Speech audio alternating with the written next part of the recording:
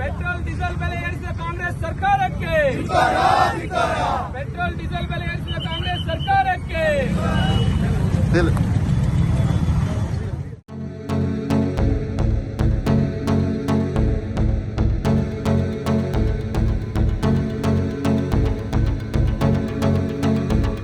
ಸಿದ್ದರಾಮಯ್ಯ ಮತ್ತು ಡಿಕೆಶಿ ಅವರ ನೇತೃತ್ವದಲ್ಲಿ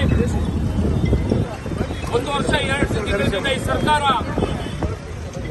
ದಿನನಿತ್ಯ ಒಂದಲ್ಲ ಒಂದು ಭ್ರಷ್ಟ ವ್ಯವಹಾರಗಳು ಮಾಡ್ತಾ ಇದೆ.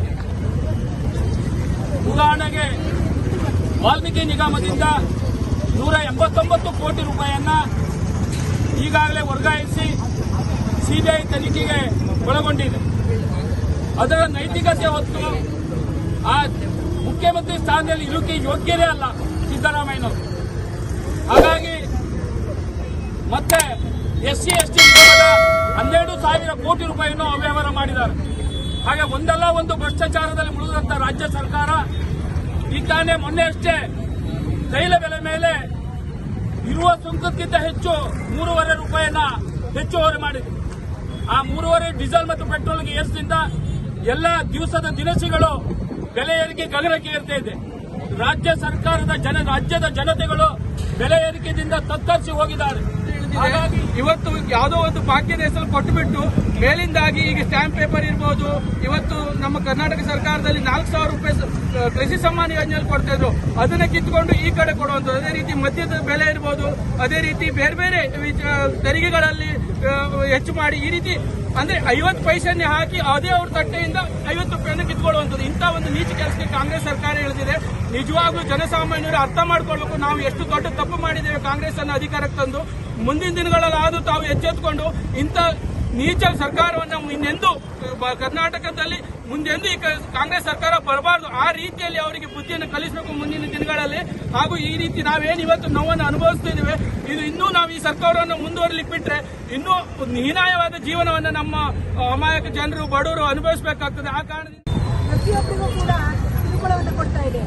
ಭಾಗ್ಯದ ಹೆಸರಿನಲ್ಲಿ ಒಂದು ಕೈಯಲ್ಲಿ ಕೊಟ್ಟುಕೊಂಡು ಮತ್ತೊಂದು ಕೈಯಲ್ಲಿ ಇಟ್ಕೊಳ್ತಾ ಇದೆ. ಅಬಕಾರಿ ಸುಂಕ ಇರ್ಬೋದು, ಈಗ ಡೀಸೆಲ್ ಪೆಟ್ರೋಲ್ ದರದಲ್ಲಿ ಸೆಸ್ ಅನ್ನು ಏರಿಸಿರ್ಬೋದು, ಪ್ರತಿಯೊಂದು ಬೇಳೆ ಕಾಳುಗಳ ಪ್ರತಿಯೊಂದನ್ನ ದರವನ್ನು ಏರಿಸ್ತಾ ಅದರಲ್ಲಿ ಉದ್ದಟತನವನ್ನು ತೋರಿಸ್ತಾ ಕರಪ್ಷನ್ ಅನ್ನು ಮಾಡ್ತಾ ATM ಸರ್ಕಾರವನ್ನಾಗಿ ಮಾಡಿಕೊಂಡು ಪ್ರತಿ ಹಂತದಲ್ಲೂ ಲೂಟಿಯನ್ನು ಮಾಡ್ತಾ ಇದೆ.